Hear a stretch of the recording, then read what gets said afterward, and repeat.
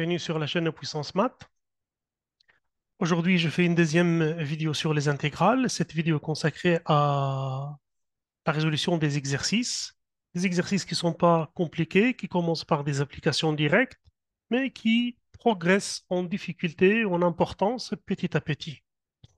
Il y a beaucoup d'exercices à proposer. Je ne pourrai pas faire tous les exercices, mais je ferai une bonne partie. Donc, calculer les intégrales suivantes. Donc, comme on a dit, il suffit de chercher une primitive et de remplacer la valeur supérieure moins la valeur inférieure. Donc, l'intégrale moins 2t3 plus 4t2 moins 5t, c'est moins 2. C'est moins 2. Primitive de t3, donc c'est 4t4, plus 4 primitif de t2, donc c'est t3 sur 3, moins 5 primitif de t, c'est t2 sur 2, et tout ceci est prise entre 0 et 2. Je remplace par la valeur de 2 et puis moins, je remplace par la valeur 0. Donc, déjà, moins 1 demi, parce que 2 sur 4, c'est 1 demi. 2 à la puissance 4, donc ça fait 16, plus 4 tiers multiplié par 2 à la puissance 3, c'est 8, moins 5 tiers multiplié par 2 au carré, c'est 4, moins 1 demi fois 0, plus 4 tiers fois 0, moins 5 fois 0, donc tout est 0. Donc je vais avoir moins 8 plus 32 sur 3, moins 20 sur 3. Et là, c'est une question de calcul. Dénominateur commun 3, donc ça fait moins 24 sur 3, n'est-ce pas? Donc moins 24 plus 32 moins 20. Donc 32 moins 20, c'est 12. Moins 24, ça fait moins 12. Moins 12 sur 3, c'est moins 4. Calculer l'intégrale du sur... Donc, comme on voit, ce n'est pas important comment vous appelez votre variable, parce que finalement, une intégrale définie, c'est un nombre. Hein. Il y a pas, la variable ne va pas intervenir. Donc, quand vous voyez une primitive de cette fonction, vous avez 2u sur u2 moins 8, ou bien 2x sur x2 moins 8. C'est la même chose. Donc, vous voyez que ceci, c'est la dérivée, hein, dérivée du terme d'en bas. Parce que la dérivée de x2 moins 8, c'est 2x. Donc, c'est de la forme u' sur u. Hein, u' sur U. Du coup, une primitive grand F, c'est quoi? Hein? C'est ln de u de x. Donc ça, dans le chapitre primitif, on l'a vu.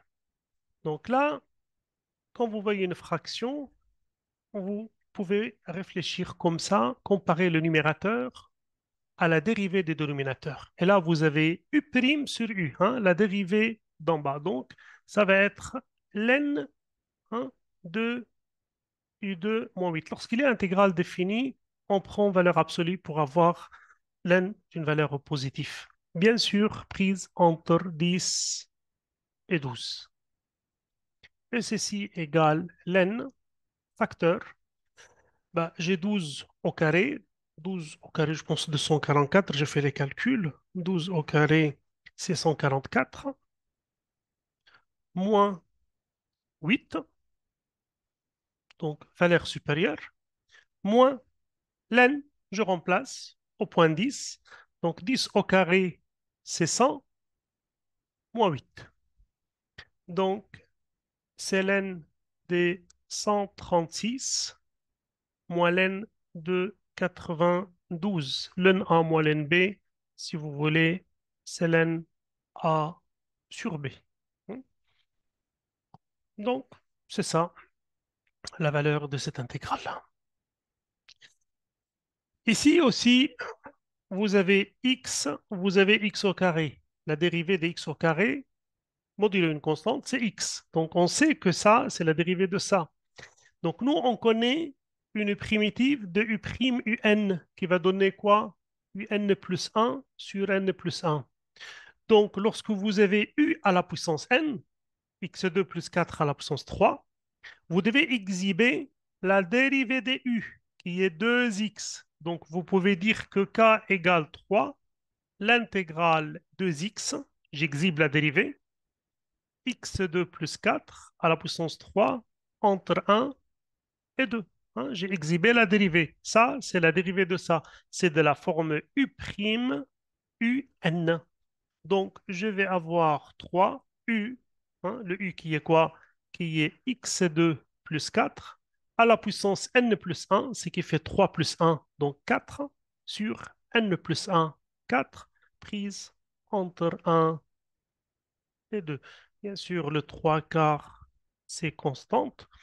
Je remplace par 2, j'obtiens 4 plus 4 à la puissance 4, moins je remplace par 1, j'obtiens 1 au carré plus 4 à la puissance 4, donc c'est 3 quarts. 8 à la puissance 4, je regarde la calculette, c'est 64. 8 à la puissance 4, sorry. 8 à la puissance 4, donc 8 au carré, c'est 64. Donc, 8 à la puissance 4, c'est 4096, moins 5 à la puissance 4, ça fait 625.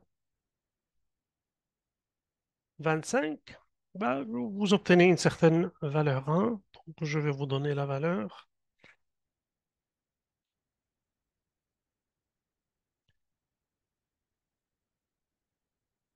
Donc, ça fait 10 413 divisé par 4.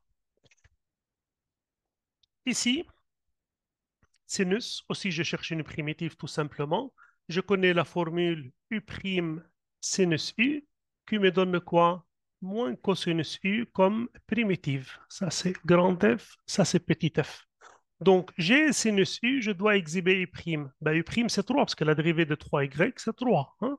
Donc j'ai la forme U' sinus U, donc du coup elle n'est autre que quoi? Que moins cosinus 3y plus pi sur 2 prise entre 0 et pi sur 2. Aussi, vous savez que cosinus alpha plus pi sur 2, c'est moins sinus alpha. Ça, vous avez vu ça classe de première, je pense. Donc, L égale moins sinus alpha. C'est moins et moins, ça fait plus. Donc, c'est sinus 3y entre 0 et pi sur 2. Du coup, c'est sinus 3 pi sur 2 moins sinus 0. Sinus 3 pi sur 2, c'est moins 1. Sinus 0, c'est 0. Donc, l'intégrale I égale à moins 1. L'intégrale L égale à moins 1. Donc, ça, ce sont des applications directes. Un exercice un peu plus poussé. X, c'est supérieur à 1.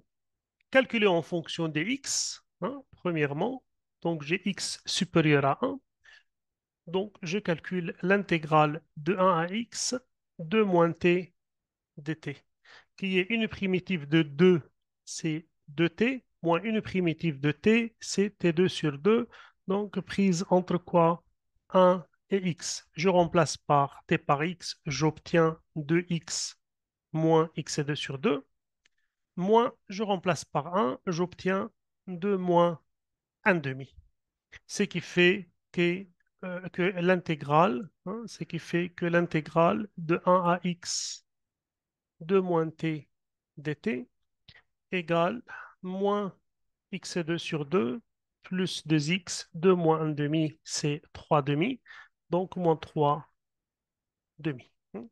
Donc je préfère continuer. Bon, je vais rester ici, je vais rester parce que je pensais qu'il n'y a pas assez de place. J'aurais pu continuer dans un endroit plus grand, mais ça va aller. De montrer que pour tout réel t, hein, quel que soit t plus grand que 1, montrer que 2 moins t est inférieur à 1 sur t. C'est pas compliqué, il y a plusieurs façons de le faire. Ça revient à montrer que 2 inférieur à t plus 1 sur t. Ceci revient à montrer que 2 plus petit que 2, t2 plus 1 sur t. Donc, ceci, comment je peux le faire? Ben, je multiplie par t. Je ne change pas d'inégalité parce que t est positif, parce qu'elle a dit que t est plus grand que 1, donc positif. 2t inférieur à t2 plus 1, cela voudrait montrer que t2 moins td plus 1 est positif. Je ramenais ça de l'autre côté, du coup, le signe change. Et ceci, si vous connaissez l'identité remarquable, ceci n'est autre que t moins 1 au carré. Hein, ceci revient à montrer ça. Or, ceci est toujours vrai, hein, parce que c'est un carré. Tout carré est toujours positif. C'est-à-dire t moins 1 au carré positif. Hein, vous développez, vous revenez à ça. Ou vous dites, on arrive à quelque chose de toujours vrai. Donc, hein, TD est toujours vrai, parce que c'est un terme au carré. Toujours est toujours vrai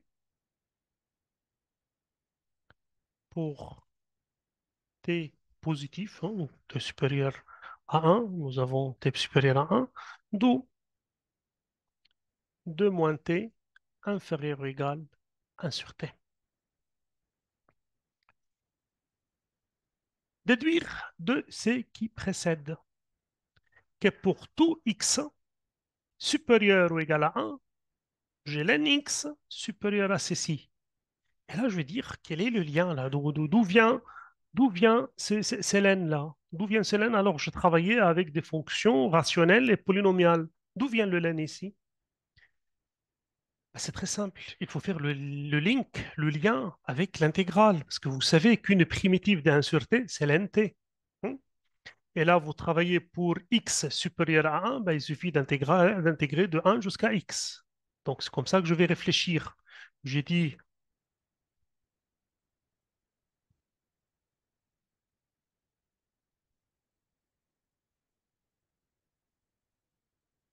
donc, vous dites, troisièmement, vous avez 2 moins t inférieur à 1 sur t, quel que soit t plus grand ou égal à 1.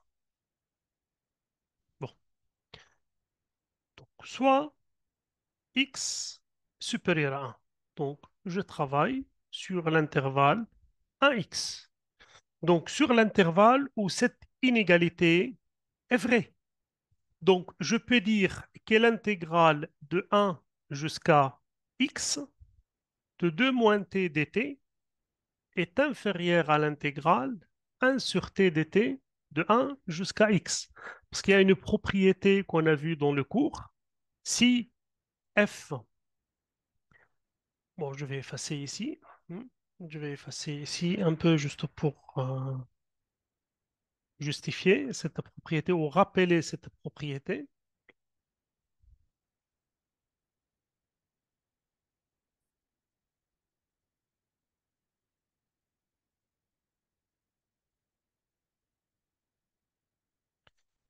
La propriété qu'on a vue dans le cours, si f est plus petit que g sur un intervalle AB, c'est-à-dire vous avez la courbe de f comme ça, et vous avez la courbe de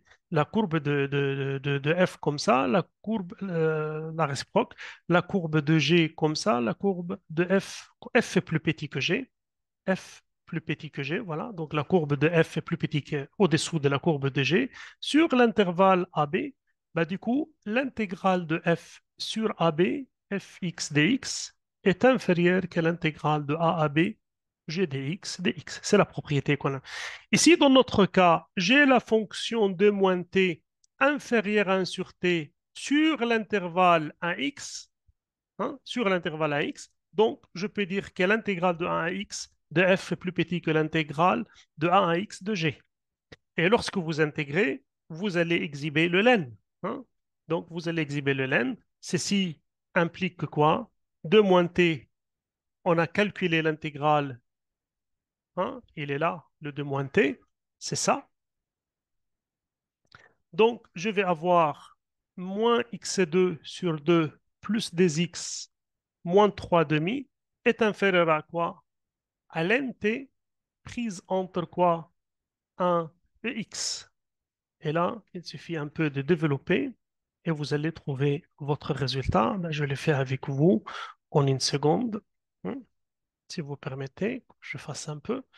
Donc, vous avez moins x2 sur 2 plus 2x moins 3 demi. Valeur supérieure, vous remplacez t par x, vous obtenez ln x, moins ln 1. Hein, moins ln 1 qui est quoi? Qui est 0. Ln de 1 égale à 0. Bah, c'est exactement ce qu'on vient de trouver, mais écrit à l'envers. Dire que ça plus petit que ça revient que dire que le membre à droite est plus grand que le membre à gauche. C'est ça. Donc, d'où les résultats.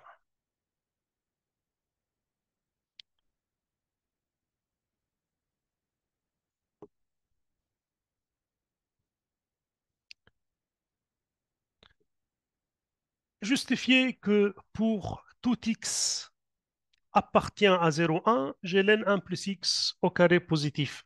Juste pour vous rappeler le graphe de ln, le graphe de ln, elle fait comme ça. Hein? Ça, c'est le graphe de l'NT ou l'NX. Donc, si T dépasse 1, la courbe est au-dessus de l'axe, donc l'N est positif. Si T est entre 0 et 1, la courbe est au-dessous de l'axe des X, donc l'N est négatif. Hein? Donc, l'N négatif ici et l'N est positif ici. Bah, vous regardez, vous avez X compris entre 0 et 1, donc 1 plus au carré, bah, pour tout X en fait, c'est supérieur à 1. Parce que x au carré, c'est positif. 1 plus positif, c'est plus grand que 1. Ce qui fait que ln 1 plus au carré est plus grand que ln de 1, parce que ln est une fonction croissante, comme vous voyez, ça monte tout le temps. Donc, ln 1 plus x au carré, c'est positif. Donc ça, on n'a pas de problème. Deuxièmement, déterminer les tableaux de variation de la fonction g sur 0,1. Pour déterminer le tableau de variation, il faut calculer la dérivée. G'(x), vous avez ln, la dérivée de ln u, c'est u' sur u. U', c'est-à-dire la dérivée sur u' sur u, moins la dérivée de x2, 2x. Donc, ln 1 plus x2, comme dérivée, j'ai 0 plus 2x sur 1 plus x2 moins 2x. Et maintenant, je fais un dénominateur commun, c'est-à-dire je multiplie en haut et en bas par 1 plus x2. Donc, 2x sur 1 plus x2 moins 2x facteur 1 plus x2 sur 1 plus x2 et f' ou bien g' plutôt, g'x devient sur 1 plus x2, 2x moins 2x s'en vont, il reste moins 2x3 sur 1 plus x au carré. Comme x est positif, comme x est positif, alors ceci est négatif parce que le dénominateur est positif, 1 plus x au carré. Ben, x négatif, donc x3 négatif. Excusez-moi, x positif parce qu'x entre 0 et 1, donc x3 positif, multiplié par moins, ça donne négatif et g est décroissante. Si vous faites le tableau de variation sur 0,1, g'x, g dx, donc vous avez g' négatif, c'est une fonction qui va décroître. Au point 0, g de 0, c'est ln1 qui est 0, moins 0, qui va descendre jusqu'à g de 1. G de 1, c'est ln de 2 moins 1. Et ln de 2, on sait qu'il est plus petit que 1 parce que 1, c'est ln de e. Et e, c'est 2,7. 2 plus petit que 2,7, à peu près 2,7. Ça, c'est une valeur négative, ln2 moins 1. En déduire le signe de g, ben vous voyez que g, il est en dessous de 0, donc g est négatif. Hein. Donc, ce qui fait, d'après les tableaux de variation, que g est négatif parce il descend. Ben, 0, il descend. Et elle descend. Donc, c'est quoi? C'est négatif. Déterminer alors un encadrement de ln. Déterminer un encadrement de ln de l'intégrale de ln pour déterminer un encadrement de pour déterminer un encadrement de cette intégrale, il faut déterminer un encadrement de la fonction. Vous savez que j'ai des x négatifs, ça veut dire quoi j'ai des x négatifs? J'ai des x négatifs, ça veut dire que ln 1 plus x au carré moins x au carré négatif. Ça veut dire pour encadrer ln1 plus x2, donc c'est plus petit que quoi? Que x2. Vous ramenez ça de l'autre côté, vous changez les signes, comme si vous ajoutez de x2 de deux côtés, hein. Donc vous ajoutez plus x2 ici, moins x2 s'en vont, 0 plus x2, x2. Donc j'ai ln1 plus x2 plus petit que x2. Et plus grand que quoi? Bah, d'après, premièrement, il est plus grand que quoi? Que 0. Donc j'ai un encadrement. Une fois j'ai un encadrement, bah, j'intègre sur 0,1. Cette propriété est vraie où? Sur 0,1, hein. Je montrais que ceci est vrai sur 0,1, hein. Ça, c'est vrai sur 0,1. Ça, c'est parce que ça, c'est sur 0,1. Ça, c'est sur 0,1. Puisque j'ai cette inégalité sur 0,1, je peux intégrer sur 0,1 en préservant, hein, les mêmes inégalités, hein. Donc, l'intégrale de 0, qui est 0, donc l'intégrale de 0 jusqu'à 1 de 0 dx est inférieure à l'intégrale de 0,1 ln 1 plus x2 dx inférieure que l'intégrale, hein, de x2 dx. x2 dx, hein, entre 0 et 1. L'intégrale de 0, c'est 0. Cette intégrale, c'est i. Et cette intégrale, c'est quoi? C'est x3 sur 3 entre 0 et 1, ce qui fait que i entre 0 et 1 tiers. I compris entre 0 et 1 tiers moins 0. Et ça, c'est un encadrement de i. Donc, je m'arrête là pour cette série d'exercices. J'en ferai une deuxième session sur une autre vidéo, mais moi, je tiens à ce que mes vidéos ne dépassent pas une trentaine de minutes.